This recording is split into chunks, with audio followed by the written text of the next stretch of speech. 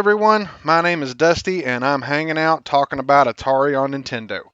Today I'll be reviewing 3 classic arcade games on the NES, Millipede, Defender 2, and Joust. Now Millipede was the first NES game I got for my NES. I loved Centipede, and that's the game I wanted for my NES. I remember being in the store in 1988 and telling the guy behind the counter that I wanted Centipede. He said Centipede wasn't on Nintendo, but then he thought of Millipede. I'd never heard of that, so I thought it wasn't going to be the same. Which it isn't, but it's in a good way. So let's look at this box. So I immediately thought the box art was awesome. I love the little medieval archer battling the giant millipede with the tall grass and the giant mushrooms. A mushroom.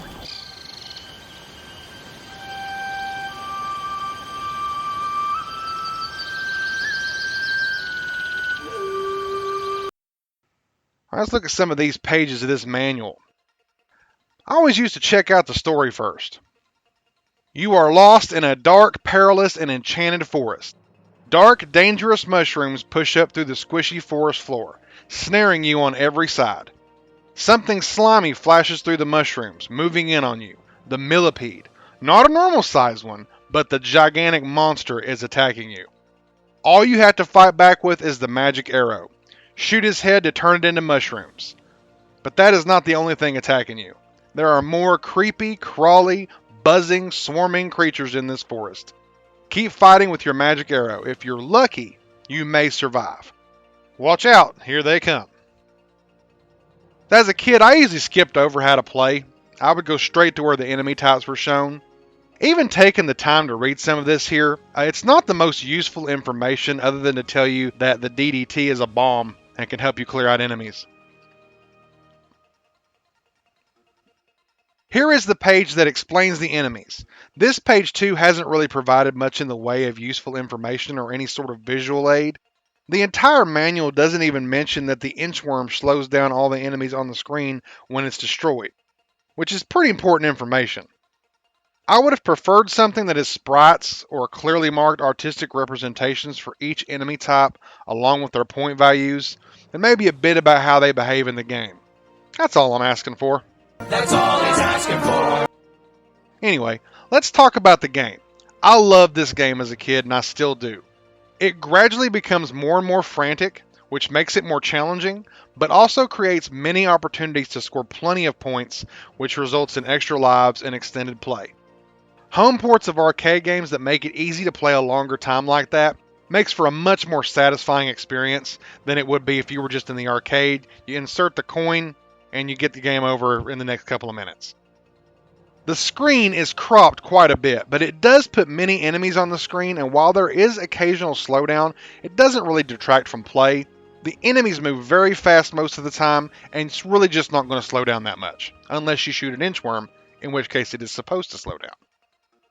You will most of your time just be trying to survive the multiple spiders, ladybugs, dragonflies, and mosquitoes. Killing the millipede almost becomes incidental, as it gets taken out by your many stray shots fired. Millipede on NES looks great, it sounds great, and it plays great. The different bugs clearly represent what they're supposed to be. The color changes for the different waves stand out, and no matter how the palette changes, the sound makes you feel like you've got an arcade cabinet at home.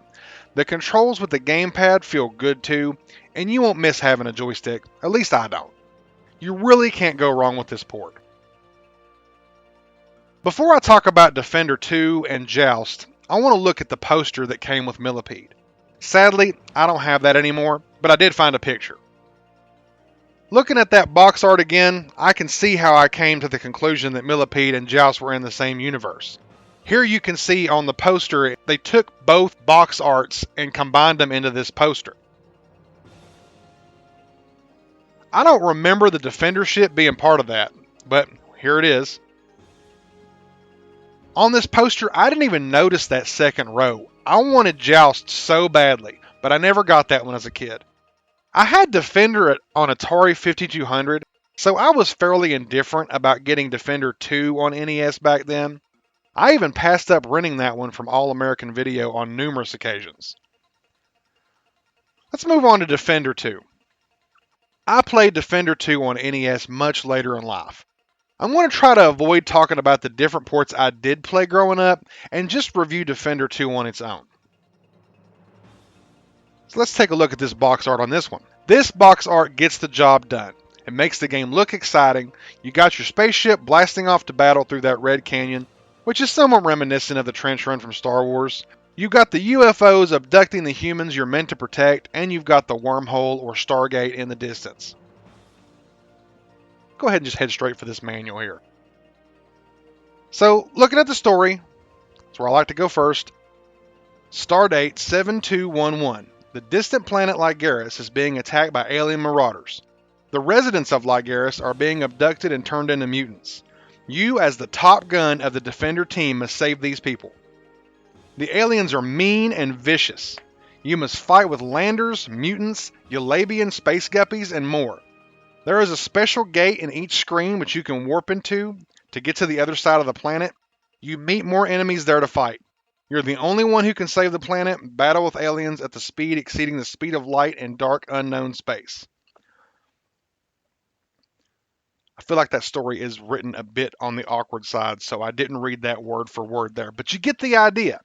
I think this manual here does a better job explaining how to play and gives an accurate description of the challenges players are going to encounter.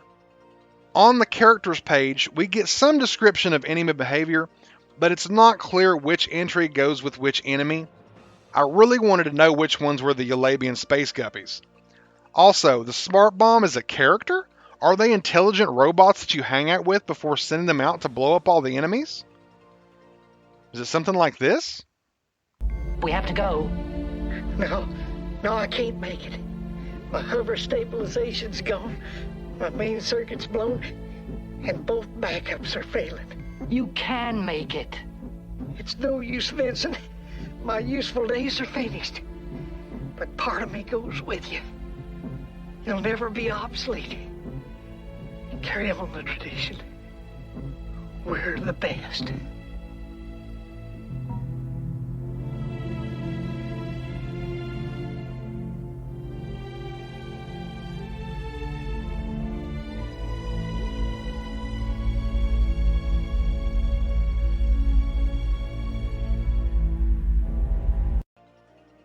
I could live with that.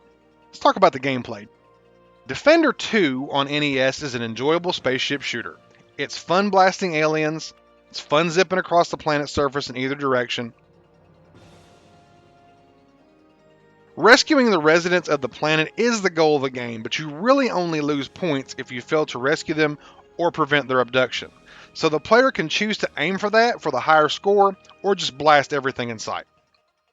Regardless of which way you choose to play, Defender 2 is very difficult, and this makes it a game you likely won't be able to play for a long period of time. Enemies can spawn out of nowhere, and the longer you remain in a wave without completing it, the more enemies will spawn, and the more difficult the types of enemies that you will see appear. You can earn extra lives by scoring points, but you can never earn more smart bombs, which I feel is a substantial flaw. However, you get what's advertised. It's a port of a great arcade hit. If you like classic arcade spaceship shooters, you'll like Defender 2 on NES, but you will not be in for an easy time reaching that high score. I recommend playing this one with an NES Advantage or some other type of joystick controller. I saved the best for last. I now have that copy of Joust that I wanted. When I was a kid, really not sure what I was expecting out of this game.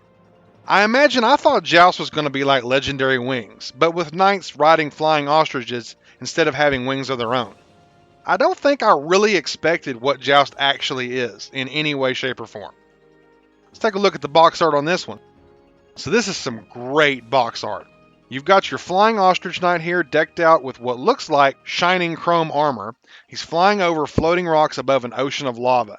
He just knocked some other knight off his bird to his fiery death. Let's head straight to that story in this manual. In the medieval age, knights were proving their skills and bravery by playing the game called Joust. In the future, well beyond our knowledge, the knights of hyperspace are playing their version of Joust.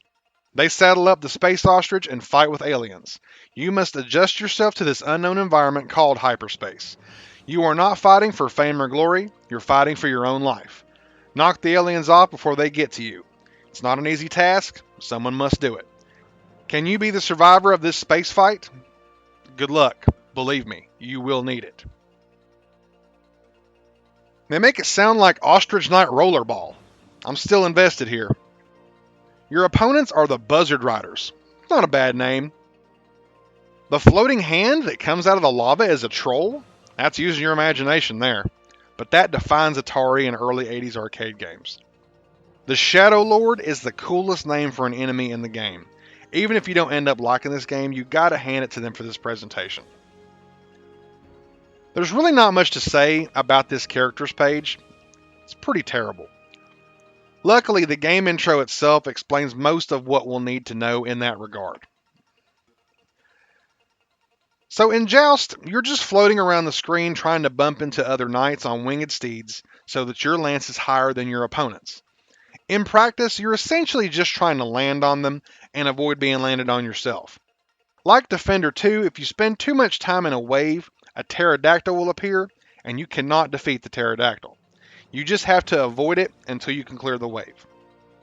The controls here are what sets this game apart from other games of this era. You press a button to flap your mount's wings, and you use the control pad to indicate the direction. You start moving slowly, but with rapid button presses, you can pick up quite a bit of speed in a short time. It takes some getting used to, but once you get the hang of it, the game's pretty fun. You can get some extended play out of this game too, much like with Millipede. The challenge mostly lies in the way the game is played, and that you don't simply move with the control pad directional buttons. I can't really think of any flaws with this game. It's a very nice arcade port of Joust on the NES. It even has 2-player simultaneous play, so with a friend, you're in for even more fun. Well, that about wraps up my review of these 3 arcade games on NES. Everyone may not enjoy every game here, but I'm sure everyone could find one of these 3 games that they would enjoy playing. I hope you enjoyed hanging out and talking about Atari on Nintendo with me. Come hang out again sometime.